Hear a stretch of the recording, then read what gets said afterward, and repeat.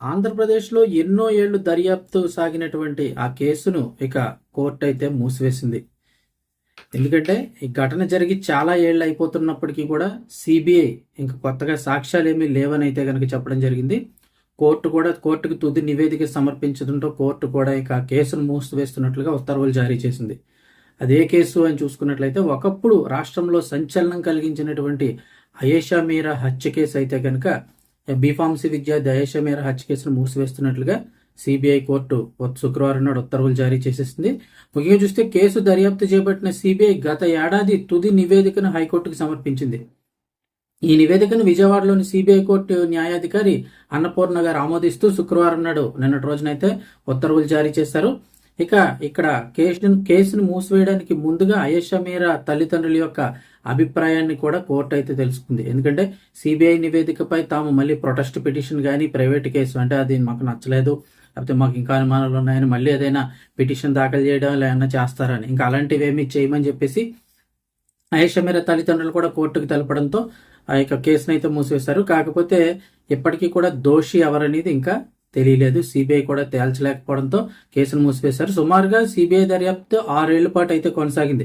2019లో మొదలైన సిబిఐ దర్యాప్తు 2025 అక్టోబర్ వరకు కూడా సుదీర్ఘంగా 6 ఏళ్ల పాటు అయితే కొనసాగింది.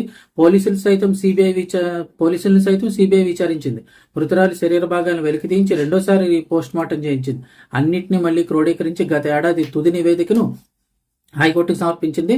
గతంలో దర్యాప్తు చేసినటువంటి అధికారులు సేకరించిన సాక్ష్యాలే ఉన్నాయని, అవన్నీ కూడా సత్యంబాబే నిందితుడని తెలుస్తున్నాయని గతంలో హైకోర్టు కొట్టేసిందని చెప్పి సిబిఐ నివేదికలో పేర్కొంది.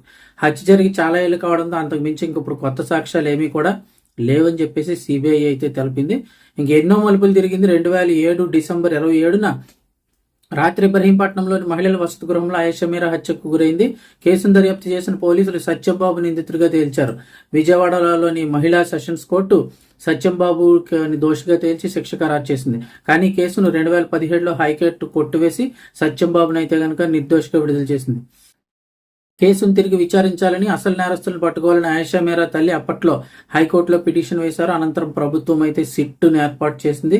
11 నెలల పాటు దర్యాప్తు చేసిన సిట్ దిగువ కోర్టులో కేసు ఆధారాలు మొత్తం ధ్వంసమైపోయాయంటూ హైకోర్టుకు తెలిపింది. ఈ నేపథ్యంలో దర్యాప్తును 2019లో సిబిఐకి హైకోర్టు బదిలీ చేసింది. రీపోస్ట్ మార్టం కోసం సిబిఐ తీసుకున్న మృతురాలి శరీరాల అవశేషాలను తిరిగి తమకు అప్పగించాలని ఆమె తల్లిదండ్రులు దాఖలు చేసిన పిటిషన్పై న్యాయాధికారి ఉత్తర్వులు ఇచ్చారు. ఈ నెల 27న ఉదయం 10 గంటలకు మృతురాలి తల్లిదండ్రులకు సిబిఐ తరపున దర్యాప్తు అధికారి కోర్టుకు హాజరు కావాలని అందులో పేర్కొన్నారు. న్యాయస్థానం గుర్తింపు పంచనామా నిర్వహించిన తర్వాత ఆ వాహనాన్ని సమకూర్చి భద్రత మధ్య అవశేషాలను తెనాలైతే తరలించాలన్నారు. అక్కడ వారి మతాచార ప్రకారం అంత్యక్రియలు అయితే కనుక నిర్వహించాలన్నారు. ఓవరాల్గా చూస్తే మొత్తానికి దోషి ఎవరో తెలియలేదు. కేసునైతే కనుక క్లోజ్ చేస్తారు.